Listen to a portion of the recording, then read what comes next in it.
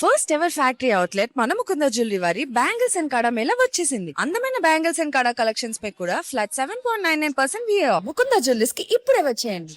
తిరువనంతపురంలోని కేరళ మాజీ సీఎం పినరయి విజయన్ నివాస ప్రాంతం రణరంగాన్ని తలపించింది. మనీ లాండరింగ్ కేసుకు సంబంధించి ఎన్ఫోర్స్మెంట్ డైరెక్టరేట్ ఈడీ అధికారులు తిరువనంతపురంలోని విజయన్ నివాసం సహా 10 ప్రాంతాల్లో దాడులు నిర్వహించారు.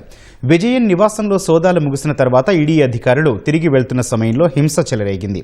విజయన్ నివాసం వద్ద పెద్ద సంఖ్యలో గుమిగూడిన సిపిఎం శ్రేణులు అధికారుల వాహనాన్ని అడ్డుకున్నారు. రాళ్లు రువ్వడంతో పరిస్థితి ఉద్రిక్తంగా మారింది. ఈ దాడిలో ఈడీ అధికారుల వాహనం అద్దం ధ్వంసమైంది. ఆందోళనకారులను అదుపు చేయడానికి పోలీసులు, కేంద్ర భద్రతా సిబ్బంది తీవ్రంగా శ్రమించాల్సి వచ్చింది.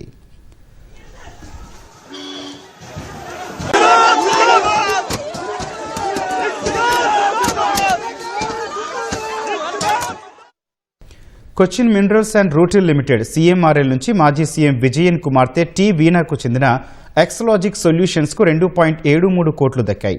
దానికి బదులుగా ఎలాంటి ఐటీ సేవలు అందించలేదు. ఆ రెండు సంస్థల మధ్య అధికారిక ఒప్పందం ఉన్నప్పటికీ వాటి మధ్య లావాదేవీలు మోసపూరితంగా ఉన్నాయని serious fraud investigation office SFIO అభియోగాలు నమోదు చేసింది.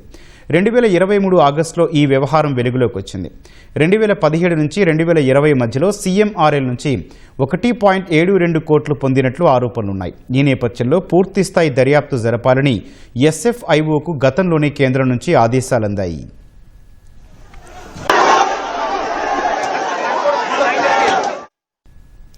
ఈ వ్యవహారంపై మాజీ సీఎం విజయన్ కుమార్తె వీణపై ఈడీ అధికారులు మనీ లాండరింగ్ కేసు నమోదు చేశారు. ఈ క్రమంలోనే మాజీ సీఎం నివాసం సహా పలు ప్రాంతాల్లో ఈడీ సోదాలు చేపట్టింది. కోయికోడ్లోని మాజీ మంత్రి మహమ్మద్ రియాస్ నివాసంపైన దాడులు జరిపింది. మహమ్మద్ రియాస్ మాజీ సీఎం విజయన్ అల్లుడు.